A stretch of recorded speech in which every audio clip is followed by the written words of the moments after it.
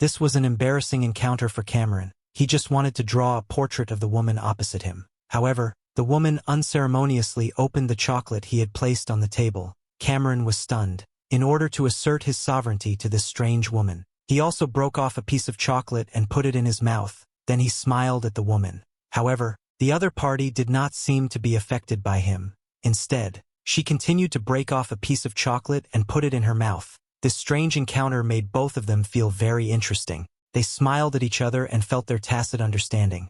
Cameron was about to break the silence, but the woman arrived at the station and was about to get off the bus. So, Cameron said to her, "It's all yours." The other party did not respond to Cameron's kindness with words. She just smiled meaningfully. When Cameron was about to get off the bus, he suddenly realized that the same chocolate in his pocket was still safe and sound. At this moment, he realized that he had actually what a funny and embarrassing scene was staged unintentionally.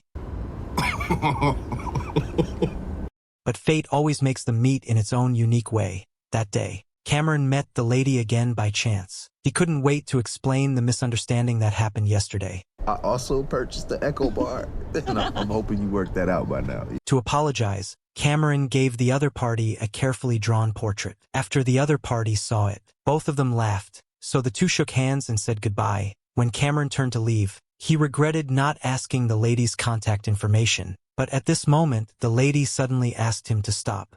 Here, Oh no, that's for you. Keep it. give it to me again.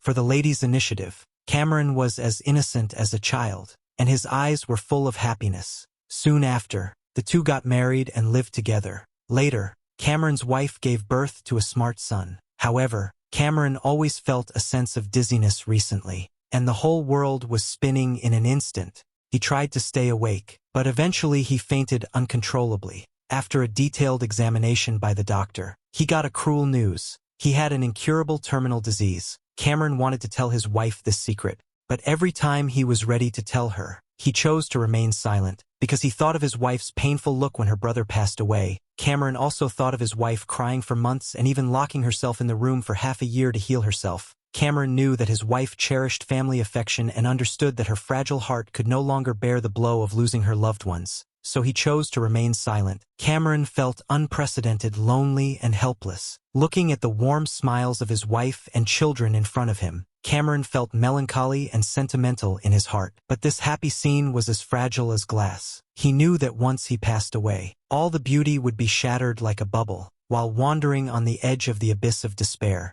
Cameron flashed in his mind an advertisement of a clone he had seen before.